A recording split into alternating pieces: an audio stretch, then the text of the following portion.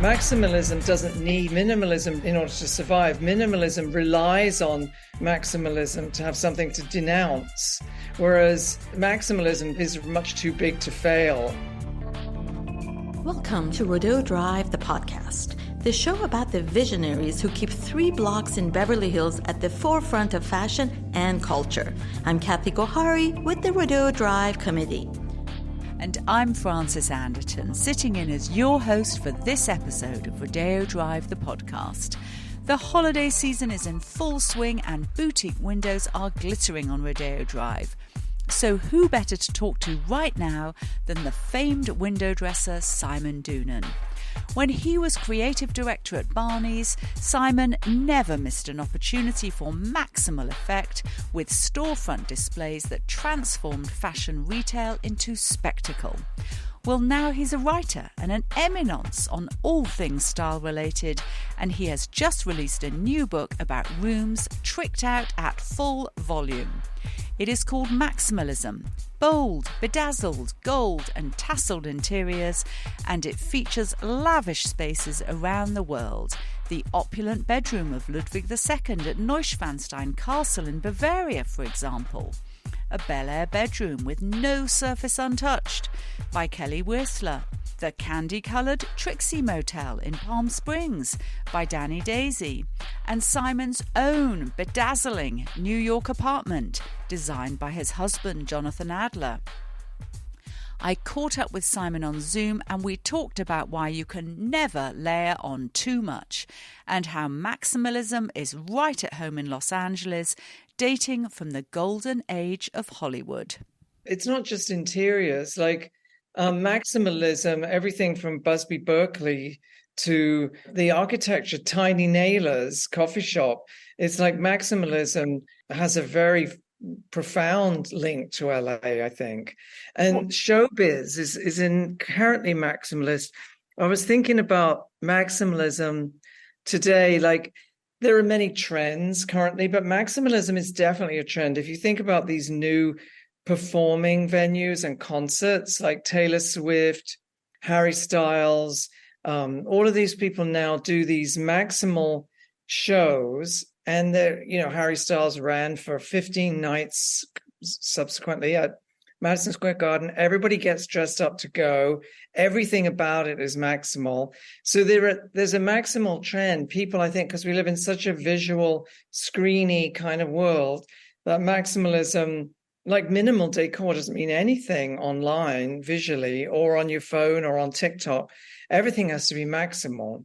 And LA is at the center of the culture in so many ways. So, yeah. I perhaps spend too much time in the architecture world where a lot of architects have not gotten the maximalism message yet. They are still extremely minimalist and they're extremely nervous of even of color, let alone layering on the brocade or whatever. So there is a kind of corner of the design world that is still hardcore minimalist. Are they somehow missing the joy, do you think? Not really. I think the thing to remember is that there's a lot of ways to slice it, and chacun a son goût. And at any given time, there's, at Barney's, when it was primarily a men's business years ago, we used to say there isn't one way for men to look. There are about 8. And that left a big impression on me, because I think that's the same with design.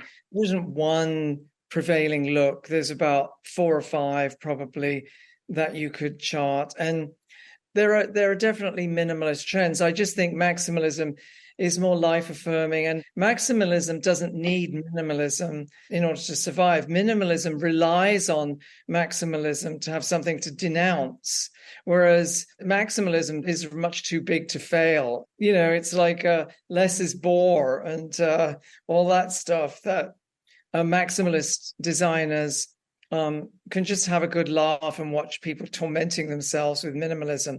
There's another trend too that you might be referring to, and that is with this sort of frenzy of art collecting. Everyone you meet is an art collector now. They tend to go for a more minimalist interior because they don't realize you can slam your paintings onto a very heavily patterned wall and they might look great. There's a lot of white wall interiors at the moment because I think they're looking for a gallery-esque kind of situation to park their prestige art purchases. But so that's another trend. But like I say, I think there's probably, if you and I sat here, we could name all the different trends.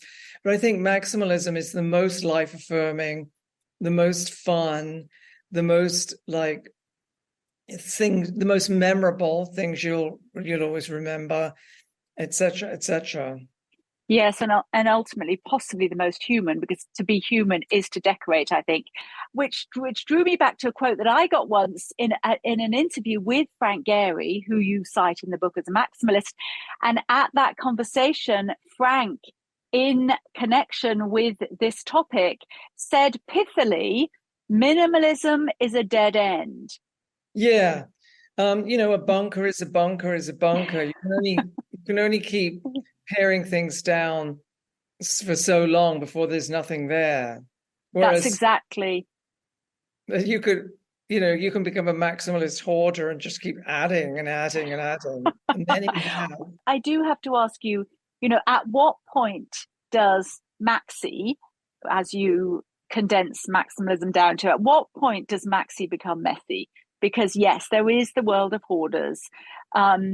There is my own husband with perhaps a bit too many books, too many glam posters from the 1970s, a bit too many cushions that were inspired by Jimi Hendrix's apartment in London in the mid-60s. For you, with the design eye, when does it tip from maxi to messy? I don't really have a very strong position about things. Like if somebody is happy and their apartment looks like a good reflection of them, you do you, boo. People always wanted me to be one of those disdainful, snooty queens that would look down through their lorgnette disapprovingly at something. And I've never been that person. I think it's because I grew up working class in England and I went to Butlins, when I was 10 years old for 2 weeks. And you sort of get drenched in the fabulosity of maximalism. So no, I've never, I like to see people who look happy and look like themselves, and the same with their houses. So there's no point at which I pull out my red pencil and start suggesting an edit of things, because I don't have that responsibility. I've never been an interior designer. All I ever did with my windows was pile as much stuff in there as I could conceivably get in the door. You're listening to Simon Doonan, author of Maximalism, Bold, Bedazzled, Gold and Tasseled Interiors. He opens his fabulous book with a story about an encounter with the late great designer Tony Duquette at his home Dornridge in Beverly Hills. Duquette was a protégé of the society interior designer Elsie de Wolfe. He created costumes and sets for Fred Astaire musicals and for theatre, opera and ballet. He won a Tony Award for Best Costume for the original Broadway production of Camelot. And in his 80s, he designed unique fine jewellery for Tom Ford at Gucci. Meanwhile, at Dornridge, Duquette created his personal world. He filled his home and garden with antiques, chinoiseries, sunburst sculptures, gold leafing, tapestries, and cleverly upcycled trash. It was, writes Simon, an unhinged visual extravaganza. I lived in LA and I was fortunate to meet so many great people who were maximalists themselves. And Annie Kelly, who's married to Tim Street Porter, and Lisa Eisner, fantastic jewelry designer, fashion maximalist, they said to me, "Oh, we'll introduce you to Tony Duquette. Maybe you can show his jewelry at Barney's." So they schlepped me over to Dornridge, his wonderful house, where he lived with his wife, Beagle, who both of them are now deceased, obviously. And he's about 6 foot taller than me. He was sort of like a priest. He opened the door looking like a priest with massive rings on both hands and a strange turban and these big robes. It was like you were going into Dorian Gray's apartment, like a fin de siècle eccentric. And he showed me around, and it was really delightful because he had a wonderful sense of grandiosity, but it was mixed with a craftiness where he would take things like plastic drinking glasses and make them into an incredible chandelier and using found objects. And anyway, we chatted and I pitched him. I said, if you give your jewelry collection exclusively to Barney's, we can do a launch. And so he said, well, let me think about it and I'll call me in a week. So I called him and he said, yes, I've decided I'd like to do it, but I have a few provisos. I want you to flood the main floor with water and put real water lilies everywhere, those giant ones with my jewelry floating on it. And I was so delighted by this response. So clearly it was completely unviable and over the top, because I thought, well, that is a maximalist. It's reckless, it's exhibitionistic, it's life enhancing, it's just completely mad. And, and he was deadly serious. He said, I want to see a lily pond there on the main floor. And, of course, we weren't able to do it, but I've never forgotten it. And I thought, yeah, that's a true maximalist. They're very uncompromising and completely fabulous, and that's why they serve that role, almost like a mythological role in society. Let's talk about some of the completely OTT interiors in the book. A lot of them in grand palaces, I have to say, and a fair good number in New York, a good number in Italy, and also a good number, I will say, where there's blue, a lot of blue. And I particularly loved the one that was blue tile. And it was like relentless blue decorated tile. Can you please comment on that? Because I did find it really interesting. Yeah, monochromatic. You can achieve a lot with monochromatic drama, especially if it's taken to its absolutely insane conclusion, like the Blue Room and the Jaipur Palace. Which is marvelous. Yeah. And by the way, if one's going to look for a country that dominates in maximalism, I think India would be a candidate. Would you? Oh, yes, absolutely. So the one you cited was Emilio Terry and Carlos de Bestigui, the Chateau de Grousset Tartar tent, Ile-de-France, France, 1963. Right, so that was it. 1963. And it's just like taken to its complete lunatic conclusion. And it is very compelling and and of course it's empty. It doesn't even have any blue furniture in it. So that adds to the drama, especially in juxtaposition with the other more cluttered ones. It almost reminded me actually of the sort of the Taj Mahal or something, where you actually stick, as you say, completely monochrome, but completely decorated. But anyway, the book has an abundance. Just tell us one that, comes with a great story. Maybe it's even your own place, because there's quite a few of your and Johnny's place in New York. I would hate to sound self-promoting. So thank you for noticing that. Yeah, my husband and I both have a maximalist bent, as it were. The one I'd like to cite is not one of ours. I'm so magnanimous and self-denying. I was very happy that we were able to include Trixie Motel. It's marvelous in Palm Springs, yes. Yeah, the point of that is that obviously going back to Louis XIV and the 18th century and blah-de-blah, maximalism was the prerogative of the wealthy and the aristocratic. And now the point of Trixie Motel is that there is no budget now. You can be a maximalist crafter. You can make it yourself. You can DIY.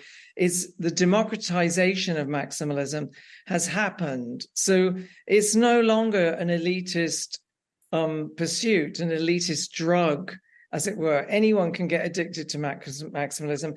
Like there's another room in here that was in Nest magazine when it first started that has Xeroxes of Farrah Fawcett all around the room as wallpaper. So I thought that was really great. There's obviously, you think of the grand palaces of the world and blah-de-blah. But the idea that anyone can have a go with maximalism. You can get fluorescent paint and put polka dots all over your room, like Yo-Yo Kusama kind of thing. So like it's not an elitist thing. It's something you can enjoy and indulge in yourself, regardless of budget. There is this segment of the affluent that has the prestige art that actually has chosen to be more Spartan and ascetic than people who aren't rich. So it's almost... That's one of the most hilarious thing. Like, somebody becomes so wealthy and somehow so hedge fundy that the only way they can find pleasure is to build a concrete bunker on a Swedish island and go and hide in it. You know what I mean? It's like, it's kind of hilarious that, like, it, when people initially they make a bit of dough, they start buy some clothes, get dressed up, blah blah blah, but then super elite wealthy people often just wear gray t-shirts and it's kind of, or very very quiet luxury. Their luxury is so quiet that it's, even a dog can't hear it screaming, like. So I find that that's a kind of hilarious trend too, and it makes you realize that maximalism is sort of, there's an honesty about it. It's like, it's sort of showing off, which is kind of an infantile impulse and a very human impulse. And, it's a great impulse. It's sort of an entertaining impulse, whereas retreating into a world of sort of pared down battleship gray minimalism is sort of, there's something sort of strangely self-punitive and ungenerous about it. And I think that Succession drilled down into that show. And then also I think there's a lot of conversation about it when Gwyneth Paltrow was in that bizarre court case, and everybody was analyzing her clothes and how this very earth-tony soft grays, how redolent they were of extreme wealth if you knew how to read the knitwear. I just looked at the quote from Chanel. I don't care what you think about me. I don't think about you at all.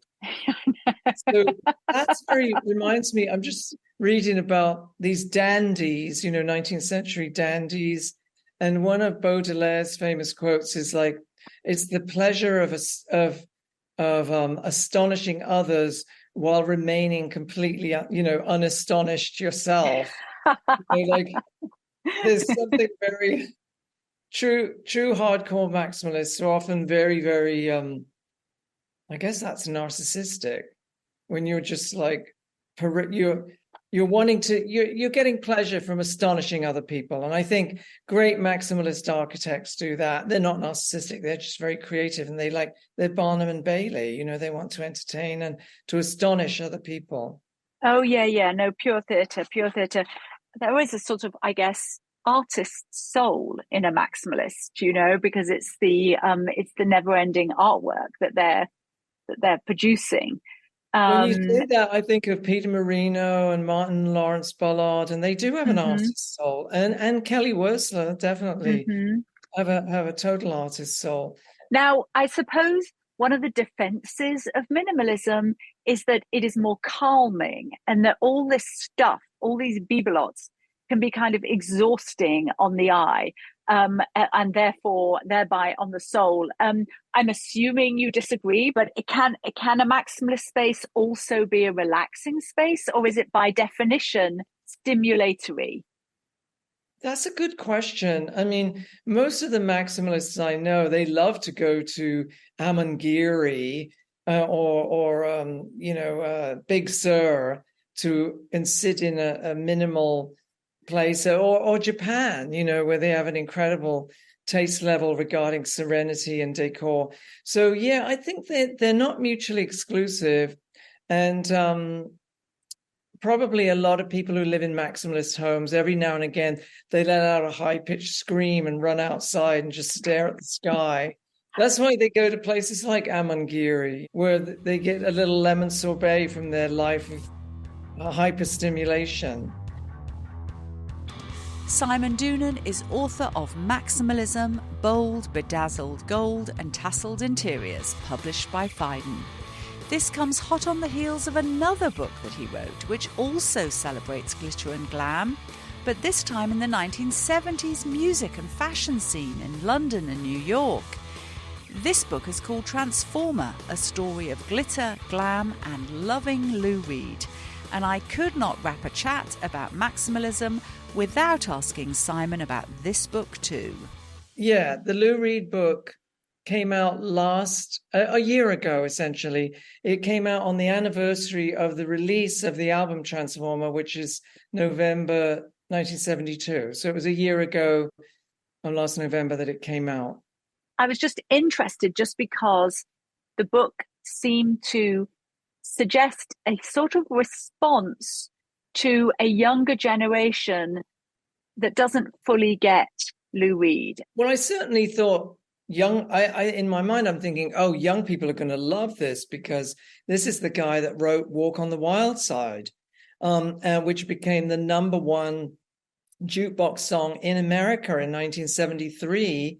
So if you're interested in the world of trans, these are icons: Candy Darling, Holly Woodlawn, Jackie Curtis, and Lou sort of sang about them. And I guess the vast majority of people were so baffled they really didn't know what they were listening to, but they liked the song because of the do. And so, yeah, it was an interesting time and a freewheeling time, the 70s, and definitely a non-binary time. If you look at how Bowie presented himself, everyone was kind of a bit of everything. It was super androgynous and glamorous, but not really politicized back then. It was more because I think the stakes were lower and it wasn't mainstream. So the Ziggy Stardust idea of men wearing makeup and all that stuff. And then Lou obviously became influenced by that for a short period and got into the glam rock culture because he made that album in London, and London was the epicenter of all that sort of glamorous androgyny and playful and glam rock, which was anti-serious, and apolitical in many ways, but ultimately political without intending to be, because Candy Darling and Jackie and Holly Woodlawn, they weren't explicitly political, but their lives were a political statement because they were so out there and so daring and so bold that ultimately they become activists without ever even realizing it, because their basic needs were sort of not really being met, so they were focused on that survival. Yeah, it was more like, I think it's relevant today because of the fascinating wave of glamour of trans that is in our culture. And I think, I thought about that all the way through the book. Oh, this'll be interesting to people who maybe weren't so familiar with this period where androgyny was so central, with the New York Dolls and all the glam rock artists played with androgyny. But did your book get the reaction? Have young people been interested in it? Or is it more our generation that remembers it, sees it as just a lovely sort of acknowledgement of that period that left such a deep impression? It's people like myself who loved glam rock, because a lot of Lou Reed fans really they remember, they're very into the Velvet Underground years, and then they skip right to Berlin. And that's the Lou that they like, the New York street poet, not the tarted up guy who did an album with David Bowie and Mick Ronson. But it's quite niche, Transformer, because like all the people I know are really into it because they remember the fashion from a fashion point of view and from a Bowie point of view. So I came to that album through Bowie. He's the one that talked about the Velvet Underground. I'd never heard of them. Back before Ziggy Stardust came out, he was talking about the Velvet Underground and, doing Waiting for the Man and all that stuff in his concert. So, the lens of Bowie, I think Bowie fans found Transformer. It's there waiting for people to discover it. But a lot of Lou's main fan base, well, as Lou himself, he kind of a little bit turned on it afterwards, because that's a hard thing for a creative person who's struggling as he was before doing this record. And it made him a star. It made him and not a group. It was just him, like Bowie. Right. And I think that was a lot. He was ambivalent about it, because it was like, well, was this me, or was this David? Because if you listen to the album, it really sounds a lot like a Bowie record. Ken Scott, the guy who produced it, he describes the processes of Lou taught the songs, the chord changes to Mick Ronson. Mick Ronson worked on arrangements with Bowie, and then they laid it all down, and then they got Lou back in to lay down the vocals. And that's actually what it sounds like, and why it has sort of unique feel to it, because it feels like Bowie, but with Lou's poetry on top of it. And it feels very Warhol, which was the main theme of it. Years later, Lou said, we thought it was horrible that gay people didn't have the love songs that they deserved, the love songs. And he said that a couple of years later in an interview. And that's very sweet. But it was about that, and it was about Warhol. It was about a lot of things, and it was about him trying to get back into the music business. So it's a fascinating moment, where he's 1 minute, he's back living with his parents, Lou was, working in his dad's law office. He'd fired Andy Warhol, got rid of John Cale, left the Velvet Underground. And it was a fascinating moment that, Bowie had said to him, well, I'll produce your record. And Bowie's 25 years old at the time, and he's just got his Ziggy incarnation, which he spent 10 years trying to become famous, and now he's done it. And he's like, I'll do your album. And he's saying to Iggy Pop, I'll do your album. I'll produce your album. Like, that is some serious gonads. Chutzpah. Yeah, it is.